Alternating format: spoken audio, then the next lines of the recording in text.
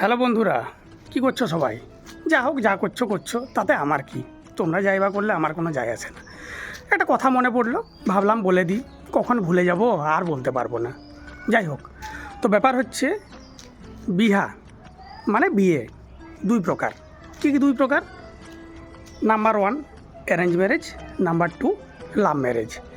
আর এক ধরনের মানুষ আছে যারা বলে আমাদের বাড়িতে প্রথমে বিয়ে ঠিক করলো, তারপরে আমরা ফোনে কথা বললাম, দেখা করলাম, একে অপরকে জানলাম, একে অপরের পছন্দ অপছন্দ সব কিছু জানলাম, তারপরে গিয়ে বিয়ে করলাম। মানে দেখতে গেলে ওটা লাভ ম্যারেজই। না না না না, তুমি ধোকার মধ্যে আছো বন্ধু, ওটাও অ্যারেঞ্জ ম্যারেজ। যাই হোক, ভালো থাকো, চললাম।